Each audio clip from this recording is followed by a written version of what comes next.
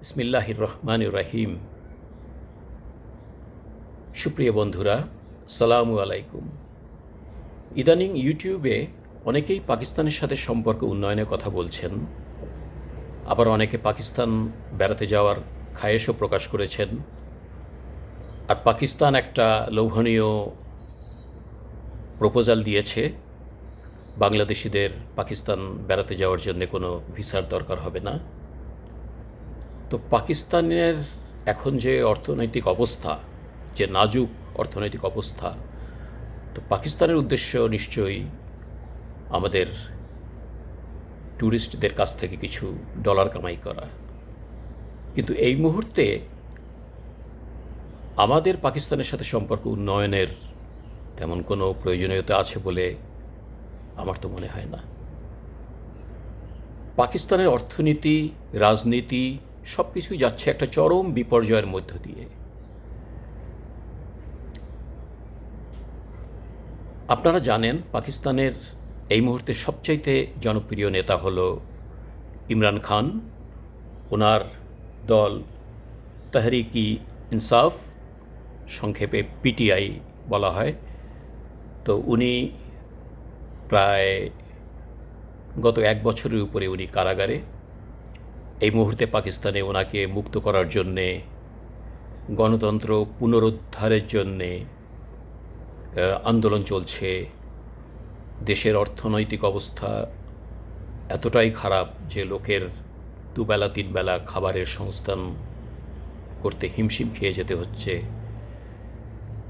এইরকম একটা দেশের সাথে আমাদের এই মুহূর্তে সম্পর্ক উন্নয়নের কী বা প্রয়োজন? তবে হ্যাঁ, পাকিস্তান যেহেতু একটা মুসলিম দেশ, আর আমাদের দেশের অধিকাংশ জনগণ মুসলমান, সেই হিসাবে একটা বন্ধুত্বপূর্ণ সম্পর্ক তো থাকতেই পারে। তবে তার জন্য তাড়াহুড়োর কোনো দরকার নেই। আর একটা ব্যাপার হলো যে পাকিস্তান কিন্তু তার ওয়াদা রাখেনি। পাকিস্তান যে বলেছিল যে তারা 1971 সালে বাংলাদেশে তাদের কৃতকর্মের জন্য তারা ক্ষমা চাইবে, বাংলাদেশে তারা যে মানবাধিকার লঙ্ঘন করেছে, গণহত্যা চালিয়েছে, যে সমস্ত জঘন্য অপরাধ করেছে, বাংলাদেশের মা বোনের ইজ্জত লুটেছে, এর জন্য তারা ক্ষমা চাইবে। এই ক্ষমা কিন্তু তারা এখন পর্যন্ত চায়নি। তো এটা না চাওয়া পর্যন্ত পাকিস্তানের সাথে সম্পর্ক উন্নয়নের কথা বলাটা আসলে কতটা সঠিক আমি এ ব্যাপারে একমত না। আপনারা হয়তো জানেন বর্তমানে পাকিস্তানে একটা অঘোষিত মার্শাল ল চলছে, অর্থাৎ পাকিস্তান আর্মি পিছন থেকে দেশটার ক্ষমতা চালাচ্ছে আর সামনে একটা পুতুল সরকার বসিয়ে রেখেছে। এই সেই পাকিস্তান আর্মি যার বেশিরভাগই হলো পাঞ্জাব প্রদেশের পাঞ্জাবি। এই সেই পাকিস্তান আর্মি যারা 1971 সালে পাকিস্তানকে দুটুকরো করেছিল।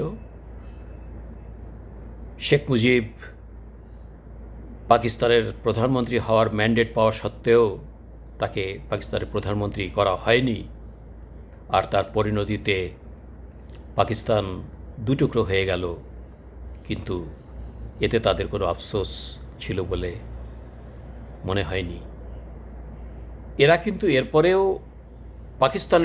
পশ্চিম পাকিস্তানের জনগণের ঘাড়ের উপরে চেপে বসে আছে। এই মিলিটারিকে পশ্চিম পাকিস্তানের জনগণও কিন্তু তাদের ঘাড় থেকে ঠেলে ফেলতে পারছে না। তো আপনারা হয়তো জানেন যে গত ফেব্রুয়ারি মাসে পাকিস্তানে একটা ইলেকশন হলো। ইমরান খান তখন জেলে,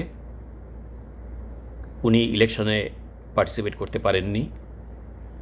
বহু ঘটনা আছে, এটা বলতে গেলে অনেক লম্বা সময় লাগবে। তো আমি আজকে সামান্য একটু বলবো। এই ইমরান খানের যে তেহরিক-ই ইনসাফ পিটিআই, ওনার পার্টিকে কিন্তু পার্টি হিসাবে ইলেকশন করতে দেওয়া হয়নি। কোর্টের মাধ্যমে একটা করাপ্ট একটা জাজকে দিয়ে, সুপ্রিম কোর্টের জাজকে দিয়ে ওনার ইলেকশনের যে সিম্বল এটা ছিনিয়ে নেওয়া হয়, যার জন্যে পিটিআই দলগতভাবে ইলেকশন করতে পারেনি। ওনার পার্টির ক্যান্ডিডেটরা স্বতন্ত্র প্রার্থী হিসাবে নির্বাচন করে জিতে এসেছে, অধিকাংশ সিট কিন্তু তারা পেয়েছে। কিন্তু মিলিটারি তো পিটিআইকে ক্ষমতায় আসতে দেবে না। তারা প্রিজাইডিং অফিসারদেরকে দিয়ে সমস্ত নথি চেঞ্জ করে পিটিআইয়ের লোকরা, স্বতন্ত্র প্রার্থীরা জেতা সত্ত্বেও তাদেরকে পরাজিত দেখায় নওয়াজ শরীফ আর জারদারির লোকদেরকে বিজয়ী দেখিয়ে এখন যে পার্লামেন্টটা আছে, এই পার্লামেন্ট তৈরি করেছে, যেটা একটা পাপেট পার্লামেন্ট। আসলে ক্ষমতা পাকিস্তান আর্মির কাছে। পাকিস্তান তার জন্মলগ্ন থেকেই একটার পর একটা যে ভুল করে যাচ্ছে, যেভাবে তারা দেশটাকে ধ্বংসের পথে নিয়ে যাচ্ছে, এটা দেখলে আসলেই আশ্চর্য হতে হয়। তো এই ব্যাপারগুলো আমার কাছে খুবই ইন্টারেস্টিং মনে হয়, আর আমি চাইছি এর কিছু কিছু আপনাদের সাথে শেয়ার করব। তো আজ এ পর্যন্তই, আবার কথা হবে। আপনারা সবাই ভালো থাকবেন। আল্লাহ হাফিজ।